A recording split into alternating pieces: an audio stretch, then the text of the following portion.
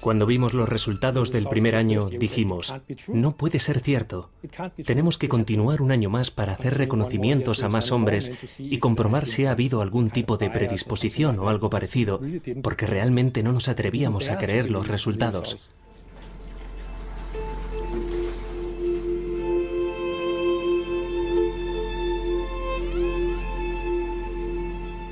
Nosotros nos llevamos el susto los 2 primeros años. Aplicamos las sustancias químicas en unas concentraciones increíblemente bajas, 1 parte por billón. Se produjo inversión sexual. Dijimos, no puede ser, hay algún error. Lo repetimos al año siguiente y obtuvimos los mismos resultados.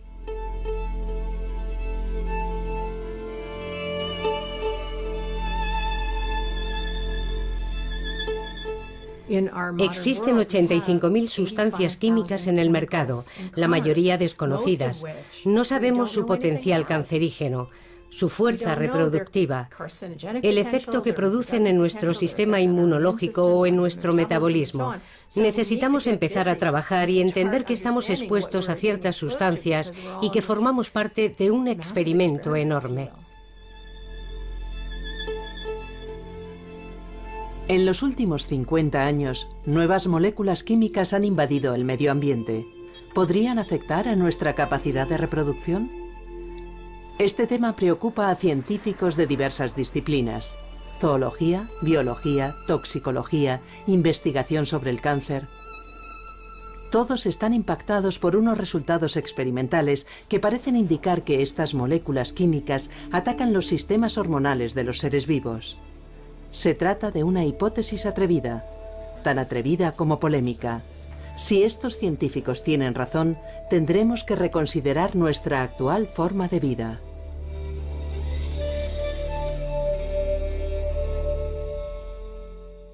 Desde mi punto de vista, los problemas de salud de la reproducción masculina y de esterilidad a los que nos enfrentamos ahora son tan importantes que pueden considerarse tan trascendentes como el calentamiento global.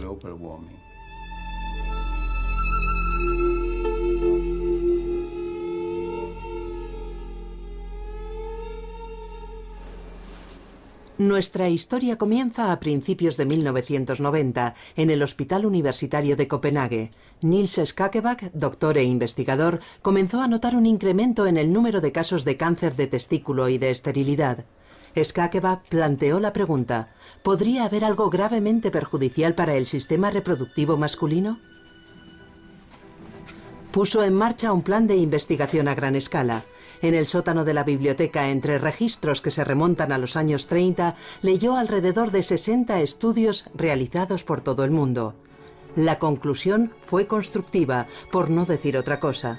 En 50 años, el número de espermatozoides de la población masculina ha descendido un 50%.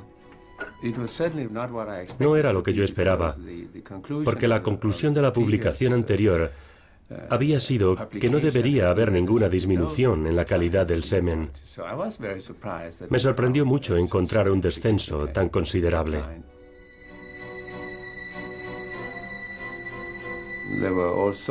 Surgieron todo tipo de polémicas.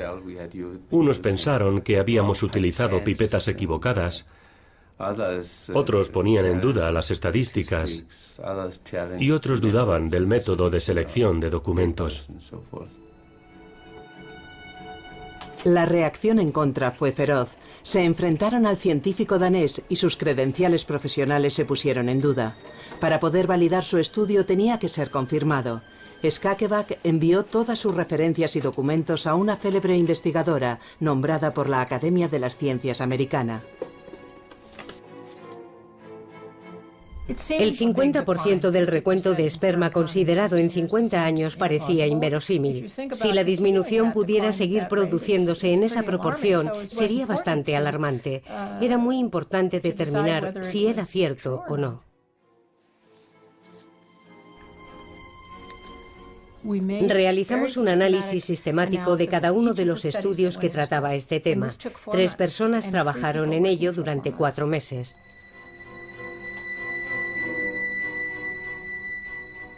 Fue sorprendente que después de todo este trabajo y de todo lo que hicimos, llegáramos casi exactamente a la misma conclusión en relación a la disminución total que se había publicado.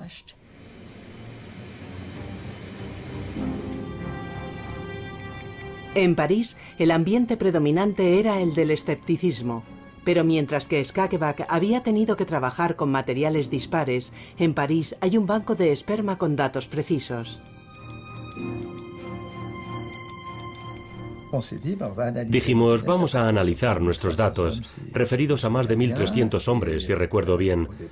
Al principio partimos de la idea de que no había modificación en la calidad del esperma y que íbamos a demostrar que en 20 años en una ciudad como París no había habido cambios. Esta era un poco nuestra idea inicial.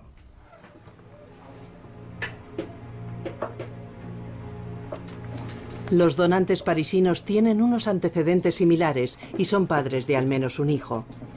Sus historiales, perfectamente documentados, se guardan en los archivos del centro.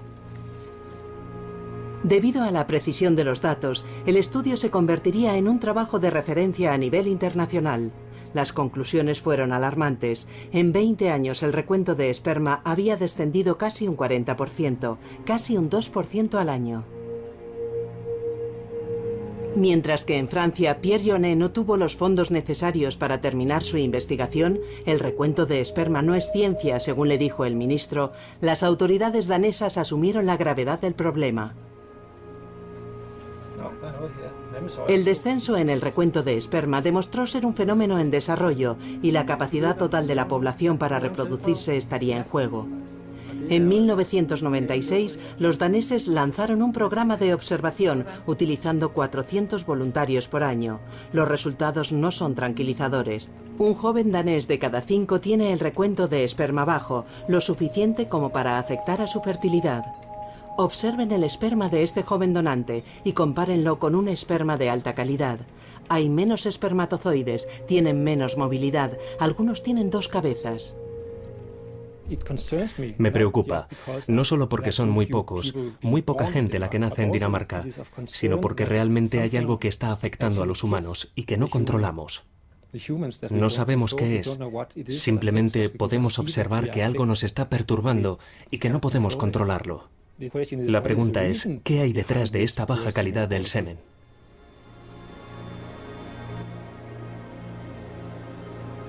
¿Por qué esta baja calidad del semen? ¿Por qué ese aumento tan asombroso de cáncer de testículo, un incremento del 400% en 60 años? ¿Y por qué un incremento en las malformaciones genitales detectadas en los niños al nacer, problemas como testículos que no descienden? Niels Skageback piensa que estos 3 fenómenos podrían estar asociados. Su análisis se basa en el descubrimiento más inquietante que ha hecho.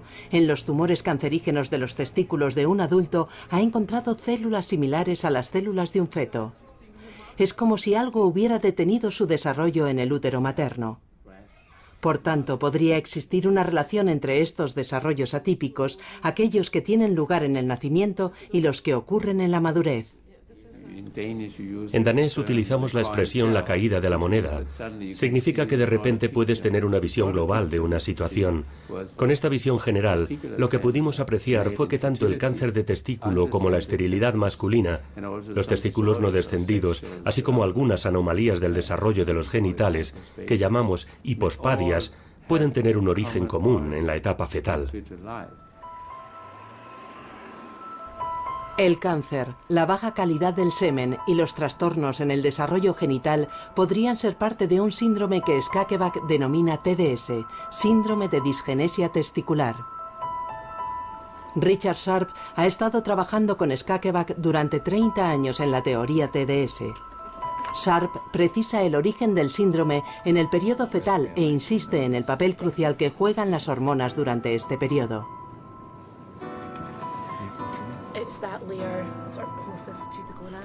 El acontecimiento más importante en la vida del hombre tiene lugar en la etapa fetal. No se da la suficiente importancia al hecho de que cada feto humano está en realidad programado para convertirse en una hembra, lo que llamamos el programa de configuración. Todos podemos llegar a ser una hembra, por lo que para convertirte en un varón hay que modificar el programa de configuración, y lo primero es formar un testículo. Por esa razón, el cromosoma Y es el resultado de la formación de un testículo. Es decir, se trata de un acontecimiento clave. Pero en realidad, solo este acontecimiento no es suficiente para convertirte en un varón. Lo que te convierte en un varón es que estos testículos produzcan hormonas. Es la producción de testosterona lo que esencialmente modifica el programa de configuración.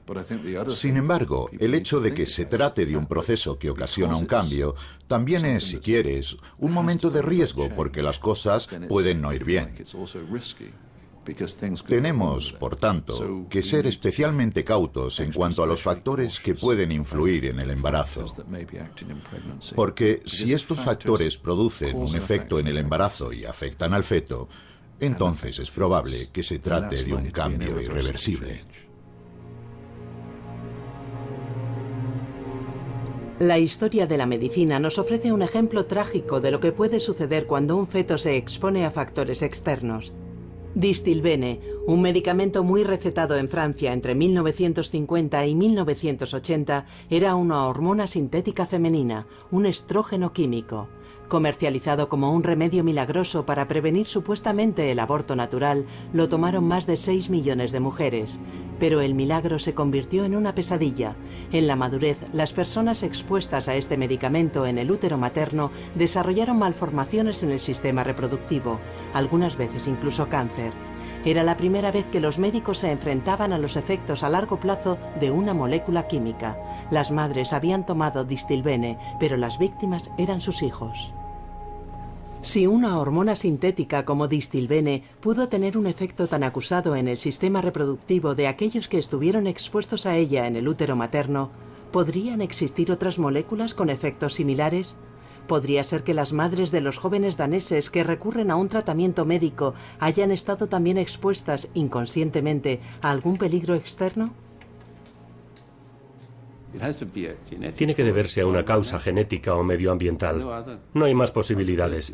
Un cambio tan dramático en el patrón de una enfermedad en un periodo tan corto de tiempo solo se puede deber a factores medioambientales, incluyendo la forma de vida.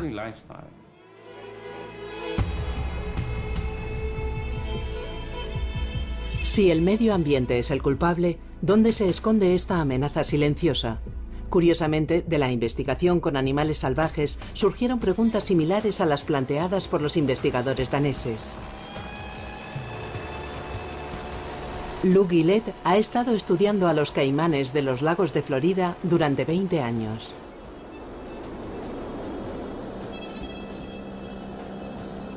Antes de convertirse en la bestia feroz que reina en estas aguas, el caimán es una criatura frágil protegida por un fino cascarón. Mientras observaba estos huevos, Lou Guillet se dio cuenta de que un mal insidioso minaba el reino de los caimanes.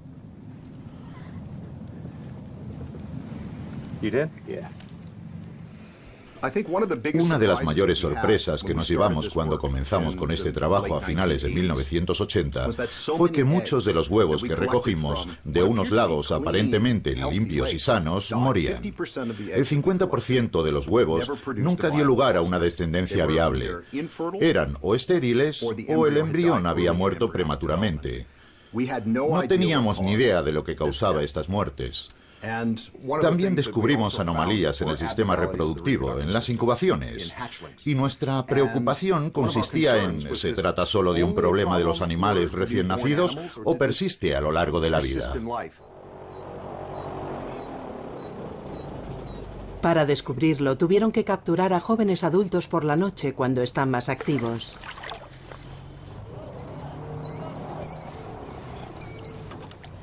Lou Guillet capturó caimanes recién incubados que padecían anomalías y midió su nivel de testosterona, la hormona vital para el correcto desarrollo de los machos.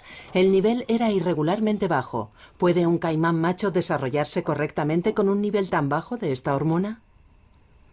Junto con otras muchas pruebas, Gillette midió el tamaño del pene de los jóvenes caimanes. Descubrió que la mitad de los caimanes macho del lago Apopka tenían un pene con un tamaño un 25% más pequeño de lo habitual. Como científicos, la testosterona baja implica no solo penes pequeños, sino muchas más cosas. Probablemente un cambio en el comportamiento o en las secreciones de otros órganos del cuerpo. Para nosotros era un punto de referencia. Para el público, el tamaño pequeño del pene significó el descubrimiento más famoso de todos los que hicimos. Y también se convirtió en un chiste, porque la gente puede hablar de los caimanes con el pene pequeño. Pero no es una broma, es una conclusión seria que implica que estos animales están padeciendo una anomalía hormonal para toda la vida. ¿Se debe a un cambio en la alimentación? ¿A un cambio en la temperatura? ¿A la contaminación? El lago Apopka, con una incidencia elevada de animales afectados, resultó contaminado con insecticidas unos años antes, pero según los análisis, el agua estaba limpia de nuevo. Entonces, ¿por qué varios años después lo estaba padeciendo todavía la población actual del lago? Me di cuenta de que algo excepcional estaba ocurriendo mientras escuchaba al catedrático Howard Byrne hablar sobre las hijas expuestas al DES, los ratones expuestos al DES. Cuando mostró aquellas diapositivas del ovario, comprendí que las anomalías que él encontraba en el ratón eran similares a las anomalías de aquellas mujeres y niñas que habían estado expuestas a estos estrógenos y eran idénticas a las anomalías que yo encontraba en mis caimanes. Que no habían tomado estrógenos lo sabía, pero también que era exactamente la misma desviación. En ese momento me di cuenta de que compartíamos esta increíble similitud, quiero decir, se trataba de la misma patología. Y entonces la pregunta era, ¿de dónde sacaban mis caimanes los estrógenos?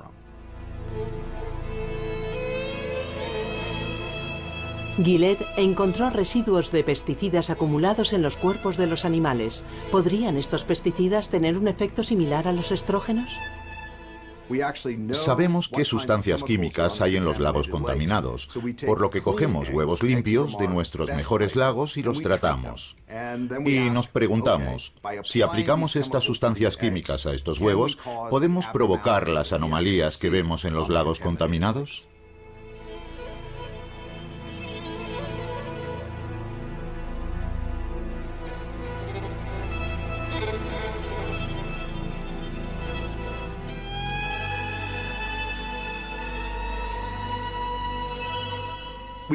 Es posible demostrar que aplicando estos compuestos podemos alterar el desarrollo del pene y de los testículos. Si damos estrógenos en concentraciones muy bajas a las hembras, alteramos el desarrollo de los ovarios. La posibilidad de exponer a los embriones en desarrollo a bajos niveles de sustancias químicas es lo que me preocupa tanto.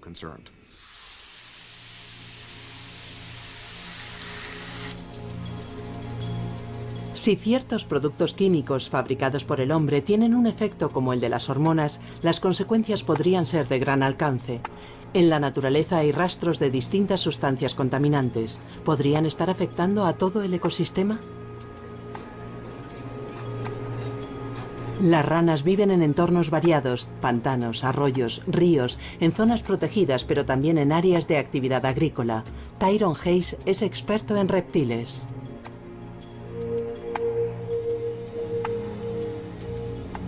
Hayes, a petición del grupo farmacéutico y químico Syngenta, probó en ranas de todo el mundo la atracina, el herbicida mejor vendido de este grupo.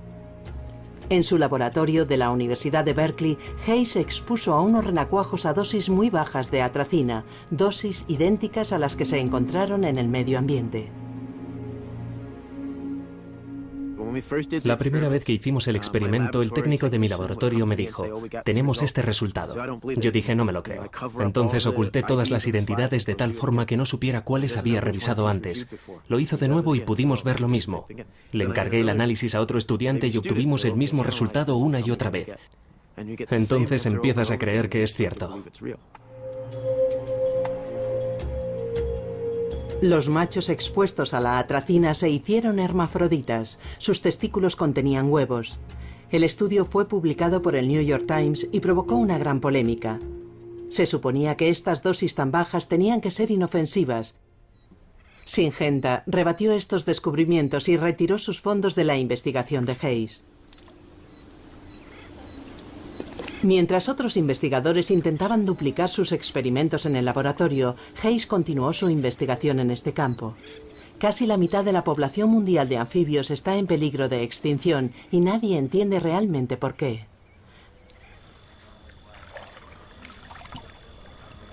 Después de haber recorrido miles de kilómetros de agua en cientos de charcas y arroyos, Tyrone Hayes ha descubierto algunas pistas. Tened cuidado, no hagáis ruido.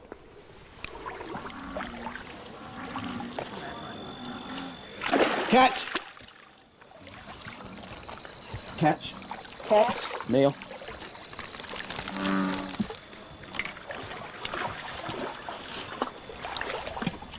Recoge ranas de todas partes como muestras y compara las zonas limpias y las contaminadas para intentar establecer correlaciones entre el grado de polución y las anomalías.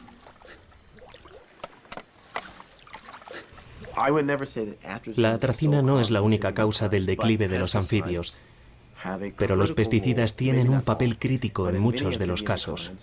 Los datos sugieren que la exposición a los pesticidas puede hacer a un ser vivo más vulnerable a las anomalías reproductivas.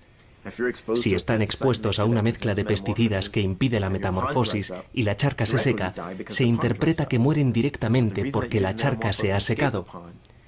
Pero la razón por la que no se han escapado de la charca es que estaban expuestos a unos pesticidas que impiden la metamorfosis.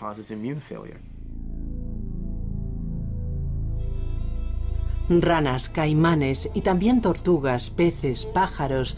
Los observadores de la fauna de todas partes están descubriendo deficiencias en los órganos sexuales, descensos en los índices de fertilidad, trastornos en el comportamiento. En los animales afectados, las concentraciones de hormonas son anormales. Parece como si el sistema endocrino estuviera invadido por moléculas químicas. Cuando pensamos en cómo funciona el sistema endocrino, hablamos de cierre bajo llave. El receptor es la cerradura y la hormona, la sustancia química, es la llave. Antes pensábamos que la llave tenía que ser la exacta. Esperábamos, como de todas las llaves, que fuera la nuestra. Que nadie más tenga la llave de nuestra casa o de nuestro coche. Pero nos estamos dando cuenta de que con la disrupción endocrina pueden existir cientos de llaves que interactúan y cierran. Esto da un poco de miedo porque a veces este cierre puede provocar que las cosas se desarrollen de manera anormal. Las células pueden ser anormales e imitar las funciones como una llave normal. Tendríamos la impresión de que nada estaba ocurriendo.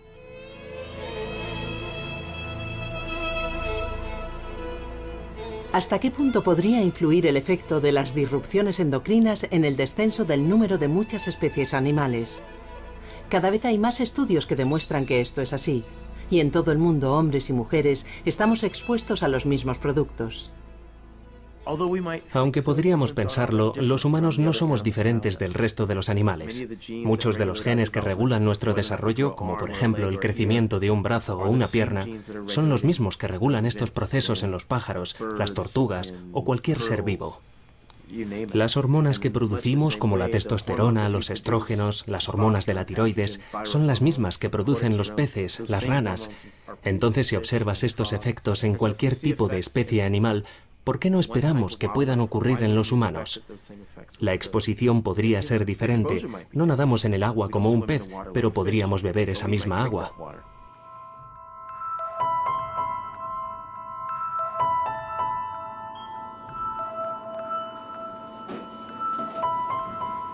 Desde que confirmó el estudio de Skakeback sobre el descenso del recuento de esperma, Sana Swan ha estado haciendo investigaciones sobre las posibles causas de este fenómeno. Pensó que si el medio ambiente jugaba un papel en esto, entonces las diferencias geográficas debían existir. Escogió 4 ciudades, 2 megalópolis, Nueva York y Los Ángeles, y 2 ciudades en zonas rurales, Minneapolis y Columbia. Haría comparaciones entre la calidad del semen de los hombres que viven en estas ciudades. Pensé en la gente en el campo, quiero decir, gente con esta especie de vida idílica, pastoril, ya sabes. El escenario puede ser muy sano y saludable.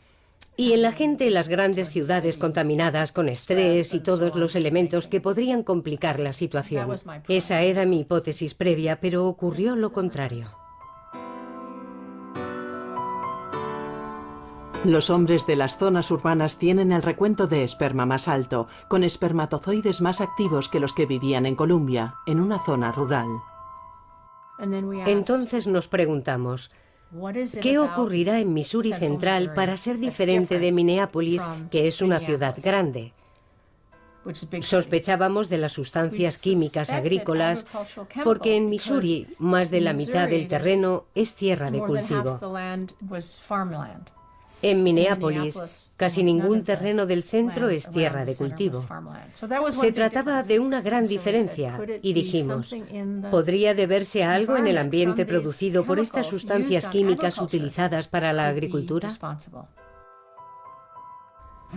Habíamos recogido orina de los hombres que habían aportado una muestra de semen y así podíamos comprobar la presencia de pesticidas. Y lo que nos encontramos fue que en Missouri, donde los hombres tenían la peor calidad de semen, existía un nivel más alto de pesticidas agrícolas en comparación con los hombres que tenían un esperma de buena calidad.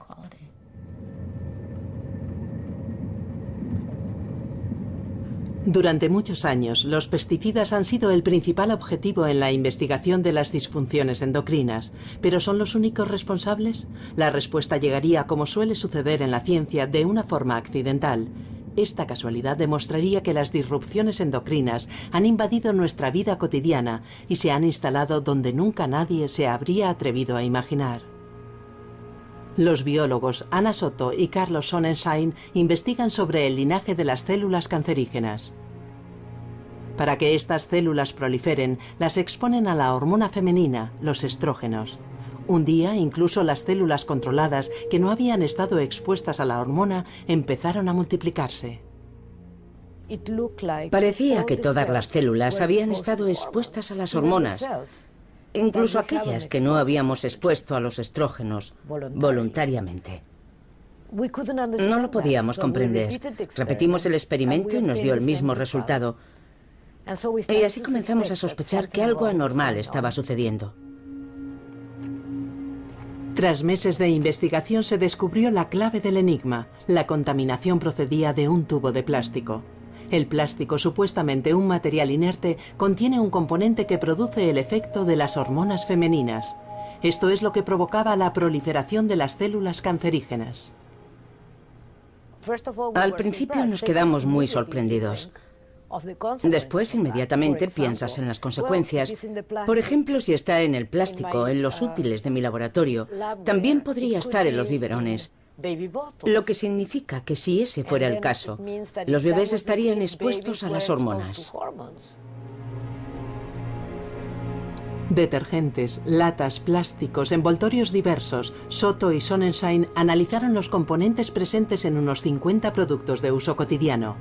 Encontraron moléculas químicas con efectos hormonales, como el bisfenol A y el nonilfenol, aunque hay que reconocer que en dosis muy bajas. Demasiado bajas como para producir algún efecto, según afirman sus detractores. Pero existe una regla de oro en la toxicología. La dosis hace el veneno. En otras palabras, un producto solo se convierte en tóxico si supera ciertos límites. Si no, se supone que el producto es inofensivo.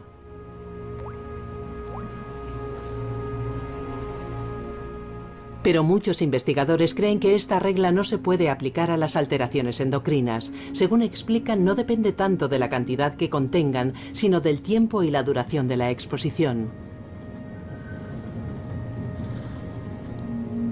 Soto y Sonnenschein decidieron entonces dirigir un experimento con bisfenol A, un componente inerte que se encuentra en el plástico. Expondrían a algunas ratas hembras a este componente durante la gestación. Durante 2 semanas se insertó en el lomo del animal una cánula que actuaba como un goteo de la molécula química. Querían comprobar si las crías expuestas a una molécula similar a los estrógenos mostraban alguna secuela en el momento de nacer y más tarde en su madurez. Los resultados superaron sus más pesimistas predicciones. Estas ratas desarrollaron lesiones preneoplásicas al inicio de su madurez. El 100% de las ratas desarrollaron lesiones preneoplásicas en todas las dosis que probamos, incluso con las dosis bajas. Y yo me pregunto, ¿empieza el cáncer en el útero materno? No estamos demostrando que haya una sola causa y la otra sea el efecto. Pero esto refuerza la hipótesis de que hay que comprobarlo.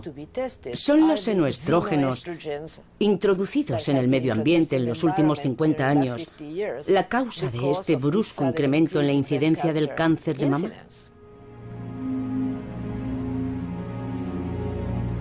Nadie puede explicarse el enorme incremento de casos de cáncer de mama. Una mujer de cada 20 padecía la enfermedad en 1960, una mujer de cada 8 hoy en día. Con este tipo de cáncer especialmente sensible a las variaciones hormonales, la tesis de la alteración endocrina es una posible pista a investigar. Muchos productos químicos con efectos hormonales se pueden detectar en la sangre humana y los avances técnicos permiten medir hasta qué punto están presentes estas moléculas. Entre los primeros sospechosos se encuentran los phtalatos, utilizados para que los plásticos sean más flexibles. Se encuentran en los cosméticos, el mobiliario, envases de alimentación, PVC, juguetes, camisetas. En la actualidad es casi imposible evitar la exposición a los phtalatos. Algunos de ellos tienen efectos tóxicos en relación con la reproducción. Richard Sharp utiliza phtalatos en su investigación sobre el desarrollo de los fetos varones. Expone a las ratas en estado de gestación a los phtalatos y observa cómo se desarrollan los pequeños machos. Sus descubrimientos le han recordado las anomalías en los jóvenes daneses que describía Skakeback.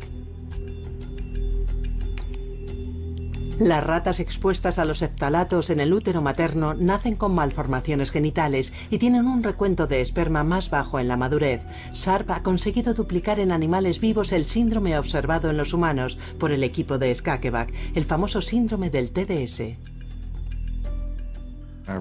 Nuestros resultados dan lugar a la verificación de la hipótesis del TDS, porque dicen que se puede desarrollar en un animal normal si ha estado expuesto a sustancias químicas en el medio ambiente. Cuando uno se expone a ellas, genera un síndrome de disfunciones que es muy similar al que observamos en los humanos. Si altas dosis de phtalatos pueden provocar estos efectos en las ratas, ¿qué podemos esperar de las dosis más bajas a las que estamos expuestos a diario? En Copenhague se inició un estudio hace 10 años con 2.000 mujeres durante su embarazo. Se analizaron muestras de sangre y su nivel de phtalatos, así como el de otros alteradores endocrinos, como los pesticidas o los igniretardantes. Los doctores daneses intentaron establecer un vínculo entre la exposición de las madres a los productos químicos y el desarrollo de su descendencia masculina. Lo que resultó una sorpresa para mí cuando leí los resultados de Richard Sharp fue que lo que sucedía en los roedores encajaba con el trabajo clínico que yo estaba haciendo. Encaja a la perfección.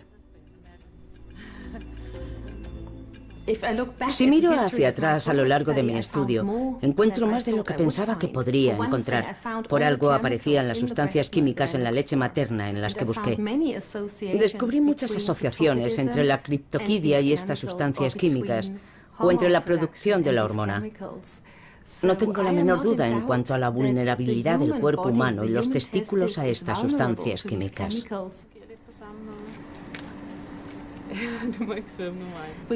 Queremos hacer un seguimiento de estos niños hasta la pubertad y comprobar qué sucede entonces cuando las hormonas entren de nuevo en actividad. Con un poco de suerte los podremos observar cuando sean tan mayores como para tomar una muestra de su semen y ver si también ha afectado a la calidad seminal. Es el miedo que tenemos, que los efectos que vemos ahora duren realmente toda la vida y que tengan también una secuela en la función adulta.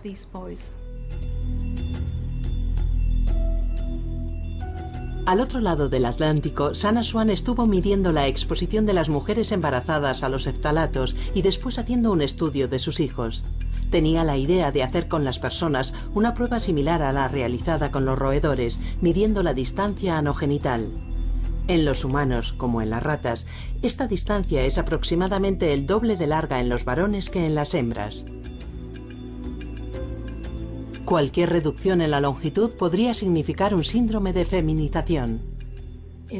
La distancia en los roedores, esta distancia anogenital, es lo que se denomina un marcador. Te dice que ha habido algo que ha afectado a la testosterona fetal. Y ya que se ha demostrado que estos phtalatos afectan a la testosterona fetal, suponemos, tenemos la hipótesis de que en los humanos se daría el mismo caso y que los chicos tendrían una distancia anogenital más corta, y eso es lo que comprobamos. Descubrimos una distancia anogenital más corta y una disminución en el tamaño del pene de los chicos, cuyas madres tenían niveles más altos de phtalatos.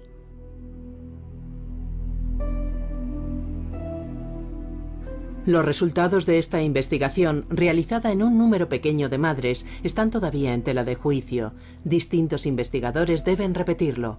Otro desafío es descubrir cómo los phtalatos terminan en la sangre humana.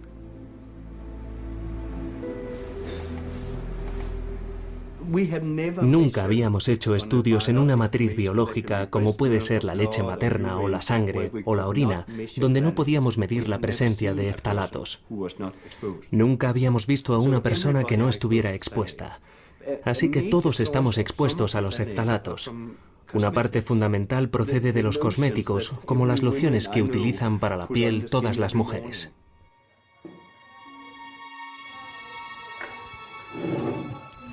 Pero ¿de dónde proceden los phtalatos encontrados en ciertos cosméticos? ¿Permanecen en el cuerpo o se pueden evacuar rápidamente? Para responder a estas preguntas, el equipo de Skakeback realizó un experimento que nunca se había probado.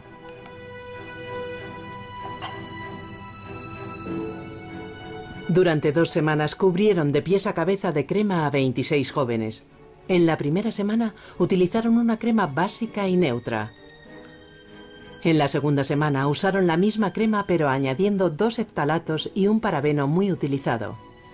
Tras la aplicación de la crema, los investigadores tomaron muestras de sangre para medir los niveles de hormonas, así como los restos de phtalatos y parabeno. Hay que tener en cuenta que si uno no lo quiere comer, no se lo debería aplicar en la piel, porque terminará dentro. Si aplicas loción en la piel, puedes hacer la prueba de echar un poco en la mesa a la vez. Comprobarás que se queda en la mesa. No se absorbe. Después de 20 minutos la gota de crema seguirá ahí. Pero si observas tu piel, verás que ya no está. Así que cuando usas una crema con phtalatos, estos terminan dentro de tu cuerpo. Te ocasionará un tremendo pico de phtalatos en sangre porque se han aplicado en todo el cuerpo. Penetran en él y en la sangre.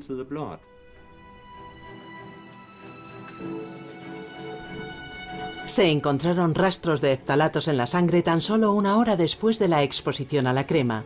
Este tipo de metabolitos desaparecen en 24 horas, pero si la crema se utiliza a diario, la exposición es permanente. La evidencia comenzaba a acumularse y, a diferencia de otros países que parecen estar dispuestos a esperar el resultado de pruebas evidentes y categóricas, Dinamarca decidió actuar. En el año 2006 lanzó una campaña de prevención dirigida a las mujeres embarazadas. El Ministerio de Medio Ambiente aconsejó a todas las madres que evitaran la exposición a ciertos productos como cosméticos, tintes para el pelo, pintura. Se distribuyó un aviso con 9 puntos en todas las maternidades del país. Creo que cada vez es más evidente que las enfermedades de los adultos pueden tener su origen en el período fetal. No solo el cáncer de testículo, también hay otro tipo de enfermedades, síndromes metabólicos. Tenemos que entender que es extremadamente importante cuidar de las mujeres embarazadas.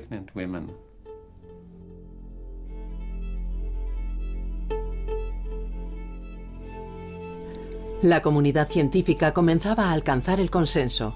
En los primeros momentos de la vida, el medio ambiente puede afectar provocando alteraciones en el sensible balance hormonal. En realidad, podría parecer que es durante el embarazo cuando se originan varias patologías como el cáncer, enfermedades del sistema inmunológico, problemas de tiroides, diabetes. La lista de posibles males sencillamente sigue creciendo en las publicaciones internacionales. Nils Skakeback continúa observando cualquier indicio de anomalía hormonal en la sociedad. Un pequeño artículo en un periódico captó su atención. Los profesores del Coro Real de Copenhague estaban notando con irritación que las voces de los jóvenes cantantes se estaban quebrando cada vez más pronto. ¿Se debía a algún tipo de pubertad precoz?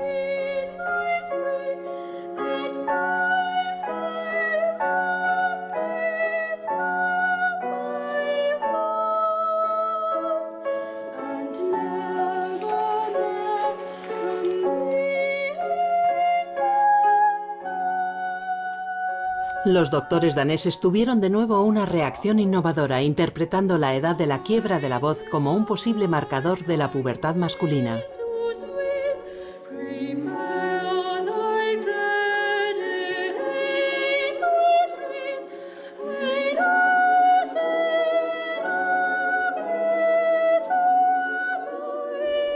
En la época de Bach, esta música la interpretaban jóvenes de entre 17 y 18 años. Hoy resulta imposible porque la voz se quiebra alrededor de los 13 o 14 años.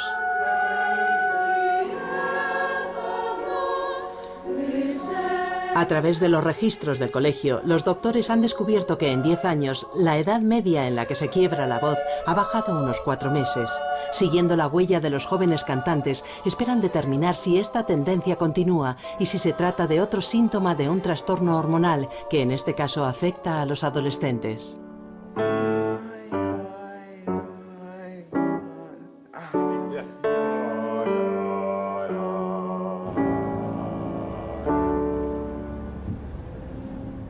Desde hace 10 años, un aumento de la investigación con el conocimiento de nuevas sospechas a cada momento ha forzado a las empresas químicas a tomar medidas. Con el apoyo a algunos estudios, mientras que se retiran los fondos de otros, siguen el hilo con cada nueva publicación. David Cadogan representa a la industria europea de ftalatos. Está en Copenhague para participar en un simposio organizado por Skakeback y su equipo. Este simposio se celebra cada 2 años. Es un acontecimiento que no se pueden perder las personas que estudian los disruptores endocrinos. A lo largo de los años el grupo ha aumentado y a los pioneros se les han unido nuevos iconoclastas.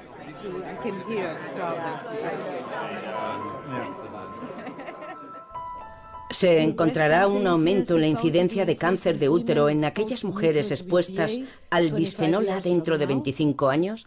¿Y qué deberíamos hacer mientras tanto? Yo voy a hablar de un modelo animal. Simplemente quiero recordar que el objetivo del desarrollo de un modelo animal es permitir que nos podamos hacer preguntas sobre los trastornos humanos que son imposibles de hacer en una situación clínica.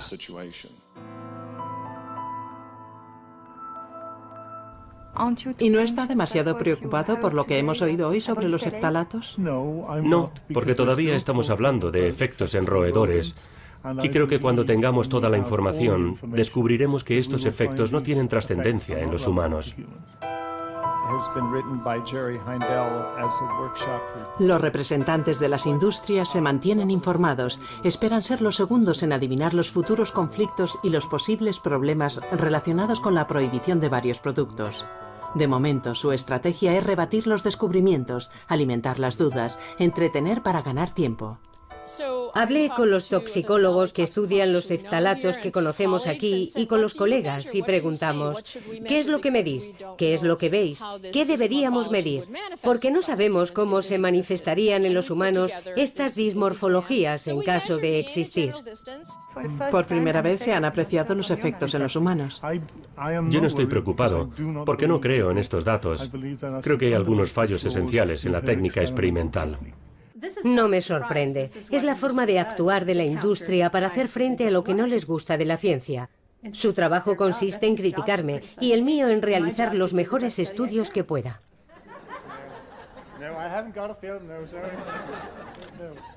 Yo siento firmemente que pertenezco a una comunidad. Incluso le digo a la gente que esta es mi familia científica. En realidad a nosotros nos atacan. ¿Cómo nos llamaban? Los niños llorones de los disruptores endocrinos. Necesitamos apoyarnos unos a otros porque no es un terreno que se acepte en la más amplia comunidad científica con facilidad. Ahora está creciendo nuestra aceptación y está siendo más fácil. Pero durante mucho tiempo teníamos que recurrir unos a otros para apoyarnos porque nos atacaban. El efecto de los disruptores endocrinos es ahora una cuestión fundamental para la salud pública. Atrapado entre los datos científicos y la industria, el debate acaba de alcanzar el ruedo político. Las posibles consecuencias de la disfunción endocrina son de gran importancia. El coste de la inacción en relación con los disruptores endocrinos en términos de salud humana o medioambiental puede ser muy alto. Ya debería ser la hora de recurrir al principio preventivo de nuestros colegas.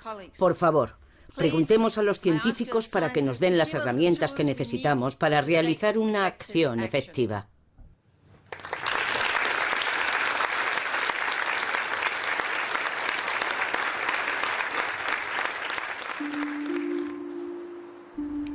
¿Cómo podemos proteger mejor a las personas de las sustancias químicas? En diciembre de 2006, el Parlamento Europeo adoptó una nueva norma en relación con los productos químicos, la Directiva REACH.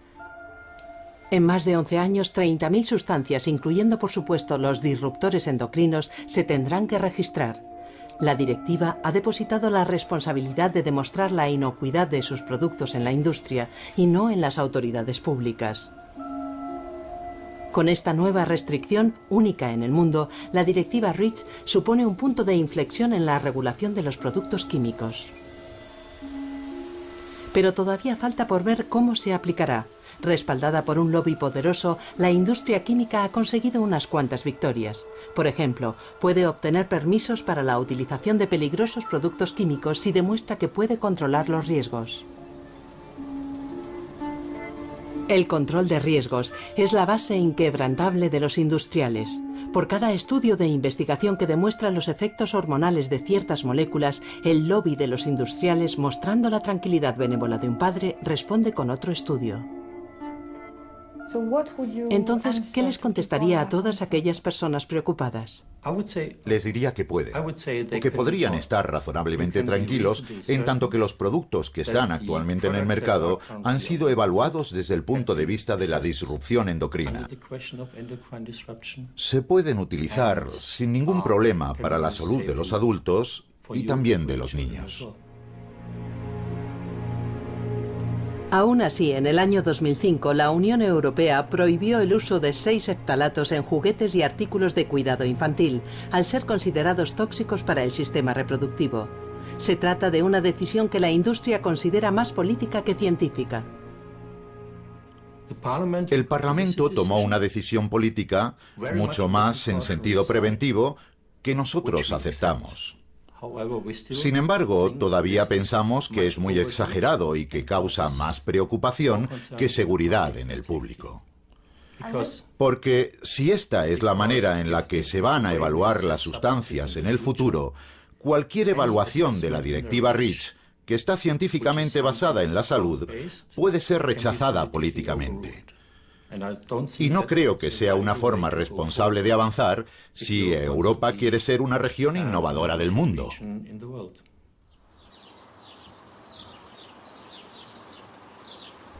La industria lucha por cada centímetro de camino recorrido para defender cada molécula cuando le toca. ¿Pero es realmente esta cuestión la más importante hoy en día? Cada humano no está simplemente expuesto a una molécula, sino a un cóctel completo de moléculas. ¿Cuáles son los efectos de este cóctel?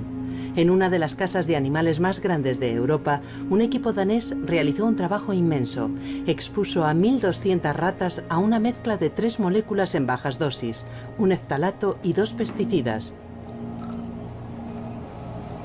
Alimentaron a las hembras durante toda la gestación y examinaron a la descendencia hasta la madurez.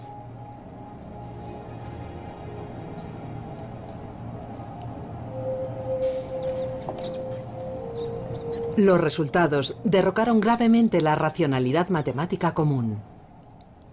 Nuestros resultados ilustran que 0 más 0 más 0 puede dar 7, lo que significa que cuando tienes 3 sustancias químicas, puedes llamar la sustancia número 1, que supone un efecto nivel 0. No hay problema.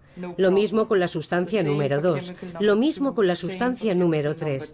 Pero lo que demuestran nuestros resultados es que si tienes una mezcla de una sustancia química número 1, número 2 y número 3, se producen efectos evidentes. Lo que realmente supuso una sorpresa enorme fue que los machos expuestos a altas dosis de esta mezcla en realidad no tenían aspecto de machos. Tenían una frecuencia muy elevada de malformaciones y en algunos casos extremos parecían realmente hembras.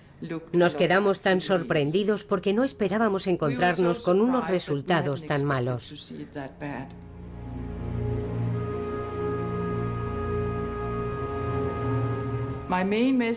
Mi mensaje principal sería que la valoración, sin tener en cuenta los efectos de las mezclas, subestima el riesgo en los humanos.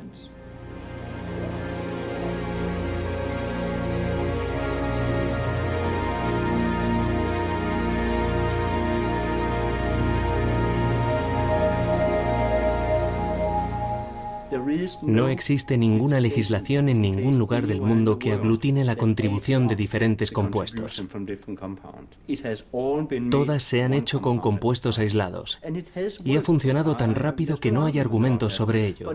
Pero está empezando a fracasar porque el número de compuestos es tan alto que ahora no podemos seguir diciendo que los hemos visto uno a uno.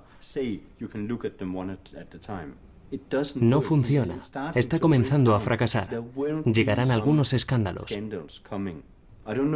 No sé cuándo. Quizá mañana. Quizá dentro de 5 años. Pero habrá casos en los que la combinación de miles de compuestos en unas bajas dosis excederá a lo que podemos solucionar.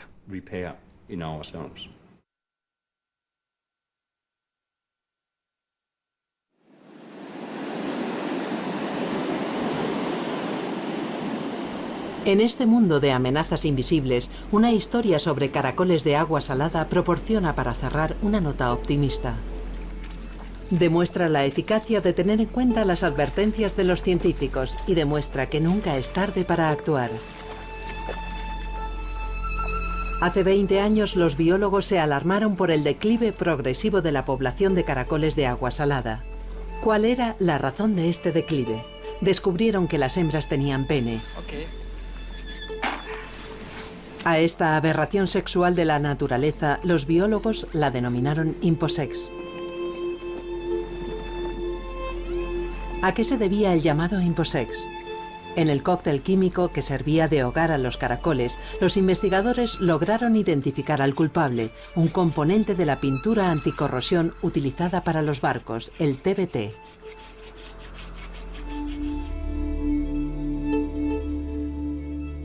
Comenzó entonces la batalla para salvar a estos centinelas enigmáticos de nuestras playas, los caracoles de agua salada.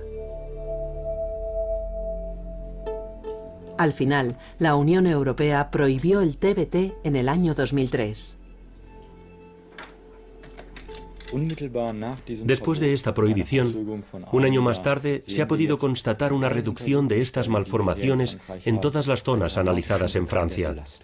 Donde antes no era posible la reproducción ni la cría, aparecen de golpe nuevamente cápsulas con huevos. La población rejuvenece de forma independiente, y eso es un indicio de esperanza. Demuestra que si todos tenemos el valor de reaccionar, y en caso de necesidad se prohíbe una sustancia tan rápido como sea posible, se pueden conseguir cambios positivos.